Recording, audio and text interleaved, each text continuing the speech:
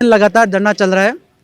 हम अपने स्तर पर लगातार प्रयास कर रहे हैं, सरकार के माध्यम से भी कर रहे हैं और अधिकारियों के माध्यम से भी कर रहे हैं कि कैसे न कैसे हमारी आवाज़ सरकार तक पहुंचे और हमारा नियुक्ति जो आचार संहिता से पहले हो जाए, क्योंकि हम एक आचार संहिता के भत्ते चढ़ चुके हैं, दूसरी आचार संहिता हमारे माथे पर मंडरा रही है और हम सरकार से बार बार निवेदन कर रहे हैं कि हमारी इसमें गलती क्या है। ये सिस्टम की गलती है और सिस्टम की गलती की वजह से हम लगातार 6 महीने से यहाँ बैठे हुए हैं और आज दूसरी आचार संहिता सरकार नहीं, राम राज्य की सरकार बनने के बाद हम 29वें दिन अगर धरने पर बैठे हैं तो ये सरकार की कमजोरी है। सरकार के अधिकारियों को, मंत्रियों को ये सोचना चाहिए कि अगर अभ्यर्थी, बेरोजगार अभ्यर्थी जिनकी वाजिब मांग है, हमारी कोई ऐसी मांग नहीं है जो कहीं ना कहीं इसमें कोई पेचीदा अटका हुआ हो, ऐसी मांग नहीं, फिर भी हमारे अगर अधिकारी सरकार नहीं सोच रही है तो हमारा भी दुर्भाग्य है और ये राजस्थान का भी दुर्भाग्य है कि हमारी मांग को जल्द से जल्द पूरा किया जाना चाहिए।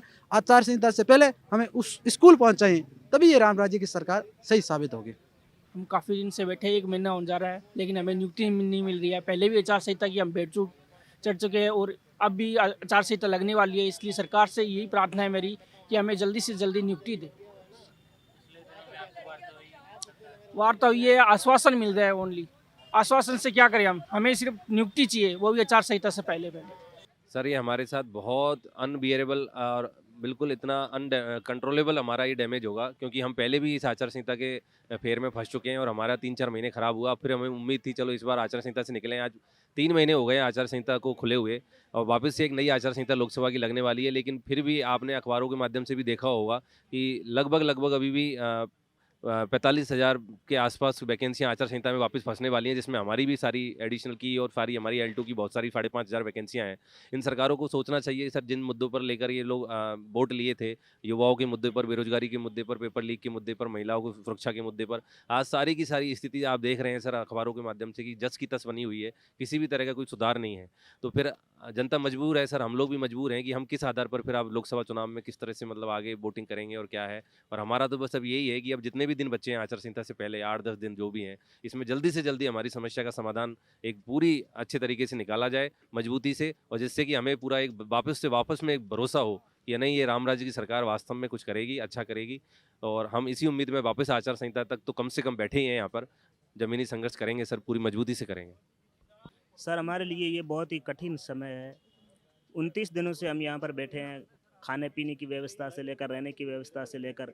पहले भी हम 4-5 साल से कोई भर्ती हुई नहीं थी, तो उसकी आर्थिक स्थिति कमज़ोर है और ये जो 1 महीना गुजरा है ये हमारे लिए बहुत ही परेशानी वाला है।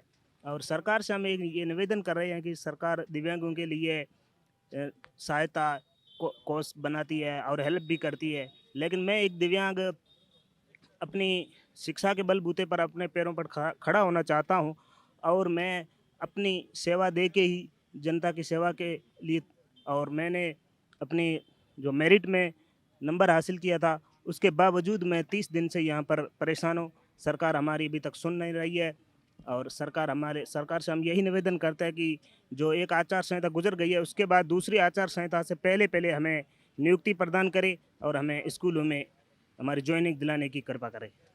तो सरकार तक हमारी खबर तो पहुंचाओ, उनके तो आंखें और कान सब बंद कर रखे हैं, कोई कुछ सुन ही नहीं रहा। हम यहाँ फालतू में बैठे हुए हैं। मैं दिलावर जी के यहाँ से हूँ, उसके बाद ही मुझे संघर्ष करना पड़ रहा है। मैम आपने परीक्षा दी, चयन हुआ 2016-18 में 3rd ग्रेड को नियुक्ति मिली, आपको क्यों नहीं मिली? ये सरकार को ही पता है ना, वो क्यों नहीं दे रही। मुझे तो पता ही नहीं है कि क्यों नहीं दे रही है। मुझे पता होता तो मैं यहाँ बैठी नहीं होती। आने वाले समय में आचार संहिता लगने वाली 10 दिन बाद, आचार संहिता से पहले नियुक्ति नहीं मिली, कितना नुकसान होगा? बहुत नुकसान होगा सर। 29 दिनों से हमारा प्रदर्शन चल रहा है, ना तो हमारी सरकार सुन रही है और ना ही हमारे प्रशासन सुन रहा है। हम बहुत पीड़ित हैं। पिछली जो उसका आचार संहिता का दंश हम एक बार भुगत चुके हैं और फिर हमारे सिर पर आचार संहिता लगी हुई है। हमारी लाइफ इतनी टुकड़ों में बट गई है, कहीं से भी देख लो, गृहस्थी से देख लो, यहाँ से देख लो। मतलब ये हमारा इतना इम्पोर्टेंट समय है कि हम इसमें कुछ करते, वो आज हम यहाँ बैठे हैं। हमारे सारे जो टीचर साथी है, भावी टीचर हैं, वो यहाँ बैठे हैं, जबकि ये गलत है। हम राम राज्य की सरकार की बात करते हैं। राम राज्य में उस समय राम राज्य में जो मतलब स्वयं राजा अपना वेश बदल के और अपनी प्रजा को देखता था, यहाँ कोई नहीं देखा जा रहा है। तो मैं यही कहना चाहूँगी, हमें विश्वास है हमें वैसे कि हमारी सरकार सुनेगी, बिल्कुल सुनेगी और हमें नियुक्ति दी जाए एडिशनल को।